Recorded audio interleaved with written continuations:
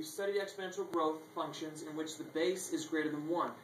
In this lesson, we will study exponential decay functions in which the base is between 0 and 1. So these are going to be fractions, like 1/2 or 1/3 or 2/3, okay, or 4/5. These can be fractions between 0 and 1. That's how you recognize if something is decay.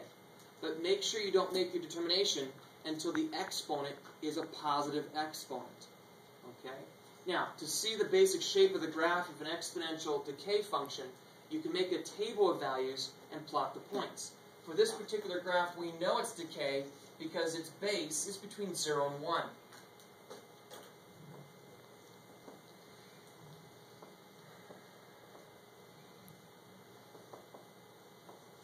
We know that 1/2 is between 0 and 1, so it's decay.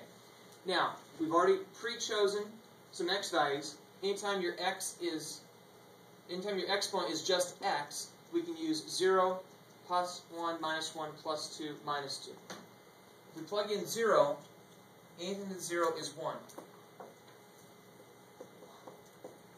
If we plug in 1, then we've got 1/2.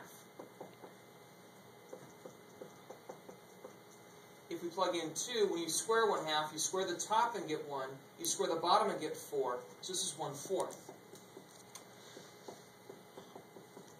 Please write these in on your worksheet as I write them in on the board. When this is -1, the negative exponent property says find the reciprocal of this. And that would be 2. And so you've got -1, 2. When this is -2, not only do you find the reciprocal, but you then square its reciprocal. And that gives you 4. And so that's going to be -2, 4. Since this has no second term, we know that the k value is 0. So the equation for the asymptote is still y equals 0.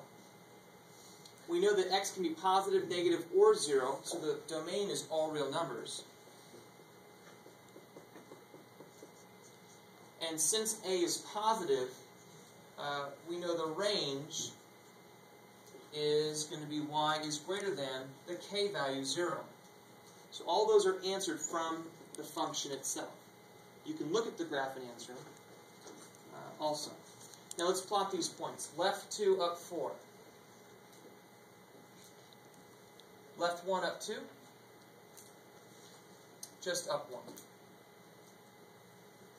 Right 1, up 1/2. Right 2, up 1/4.